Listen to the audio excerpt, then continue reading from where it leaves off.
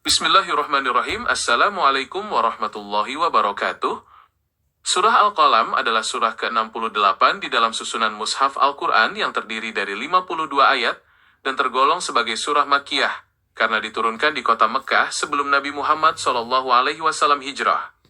Kata Al-Qalam yang menjadi nama surah ini diambil dari ayat pertama yang merujuk pada pena, sebuah simbol penting bagi peradaban, ilmu pengetahuan, serta media pencatatan segala ketetapan oleh Allah Subhanahu wa Ta'ala. Penamaan ini sekaligus menegaskan kemuliaan qalam dan kedudukan agung wahyu yang diturunkan kepada Nabi Muhammad SAW.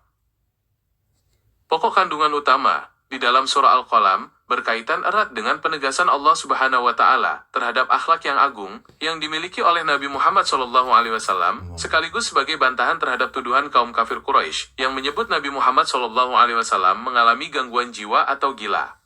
Selain itu, surah ini memuat kecaman keras terhadap berbagai sifat tercela yang dimiliki oleh para penentang dakwah Islam, seperti orang-orang yang suka bersumpah palsu, gemar mencela, penyebar fitnah, bersifat kikir, kasar, serta melampaui batas dalam berbuat dosa.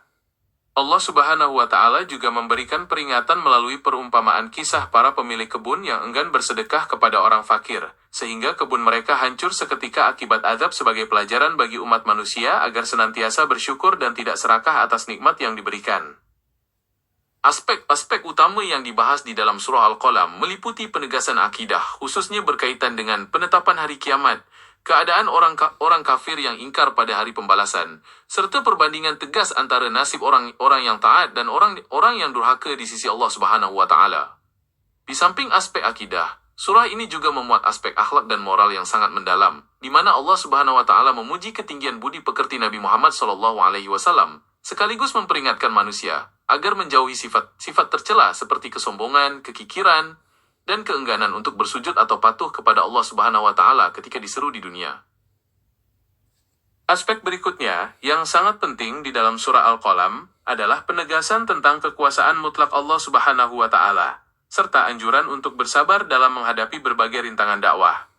Allah Subhanahu wa Ta'ala memerintahkan Nabi Muhammad SAW agar tetap tabah dan tidak tergesa-gesa mengikuti keinginan orang-orang yang mendustakan ayat-ayatnya, dengan meneladani kesabaran Nabi Yunus alaihissalam yang diuji di dalam perut ikan paus. Pada bagian penutup surah, Allah Subhanahu wa Ta'ala kembali menegaskan keagungan Al-Quran sebagai peringatan bagi seluruh alam semesta, yang diturunkan semata-mata agar umat manusia senantiasa berada di jalan yang lurus dan mendapatkan petunjuk yang hakiki. Kandungan lain yang sangat bernilai di dalam surah Al-Qalam adalah penekanan mengenai pentingnya menjaga ukhuwah dan kebersamaan di atas landasan iman, serta peringatan agar manusia tidak merasa aman dari makar atau ujian Allah Subhanahu wa Ta'ala yang dapat datang sewaktu-waktu ketika seseorang melalaikan kewajibannya. Surah ini juga menggarisbawahi bagaimana hari kiamat digambarkan sebagai hari yang sangat dahsyat, di mana orang-orang kafir akan dipanggil untuk bersujud namun mereka tidak mampu melakukannya, karena punggung mereka telah menjadi seperti papan yang kaku, sebagai simbol penyesalan yang tiada tara akibat kesombongan mereka sewaktu hidup di dunia.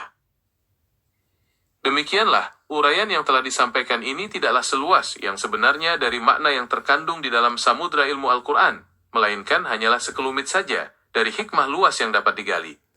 Semoga apa yang telah diuraikan mengenai surah Al-Qalam ini dapat menambah kecintaan kita kepada Al-Quran, serta memberikan inspirasi dan keteladanan dalam mengarungi kehidupan yang penuh keberkahan ini.